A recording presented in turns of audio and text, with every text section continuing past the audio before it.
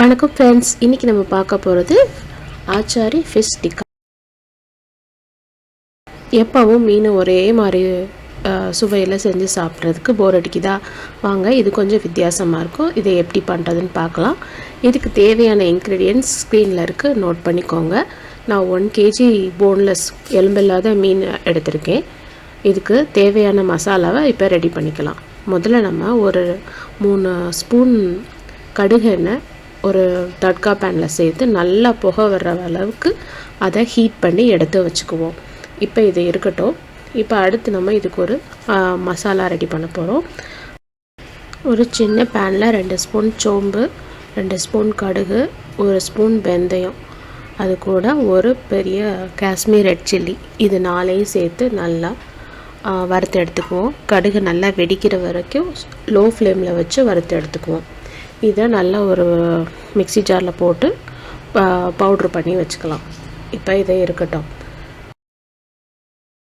1 kilo முள்ளில்லாத மீன் எடுத்து நல்லா clean பண்ணி வச்சுருக்கேன். இப்போ இதை நம்ம மேரினேட் பண்ணிக்குவோம். இதுக்கு தேவையான அளவு உப்பு சேர்த்துக்கிறேன். அது கூடவே ஒரு மீடியம் சைஸ் எலுமிச்சம்பழத்தோட சாறு அதையும் சேர்த்து ஃபஸ்ட்டு நல்லா எல்லா பக்கமும் படுற மாதிரி பிசைஞ்சு விட்டு எடுத்துக்குவோம்.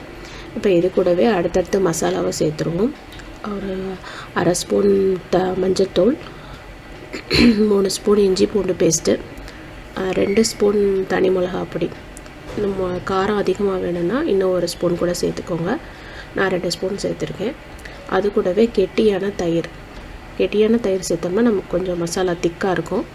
தண்ணியாக இருந்தோம்னா நீர்த்து போகிற மாதிரி இருக்கும். அதனால் கெட்டியான தயிர் சேர்த்துக்கோங்க.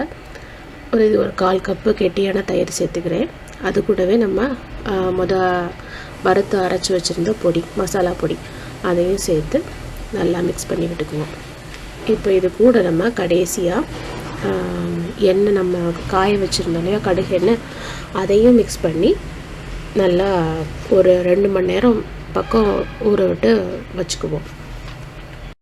நல்லா மசாலாவில் ஊறின மீன் துண்டுகளை இப்போ ஸ்க்யூவர்ஸில் சேர்த்து நம்ம இப்போ 210 டிகிரி செல்சியஸ் ப்ரீஹீட் பண்ண அவனில் 10 மினிட்ஸ் ப்ரீஹீட் பண்ண அவனில் நம்ம ஒரு 30லேருந்து 40 நிமிஷம் பக்கம் வச்சு எடுக்க போகிறோம்.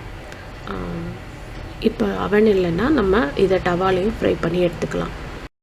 35 நிமிஷம் கழித்து இப்போ ஓடிஜிலேருந்து வெளியில் எடுத்து வச்சு ஒரு 2-3 ஸ்பூன் பட்டரை நான் மெல்ட் பண்ணி வச்சுருக்கேன். அதை இந்த மீன் துண்டுகள் மேலே பூசி விட்டுக்குவோம் ப்ரெஷ்ஷை வச்சு.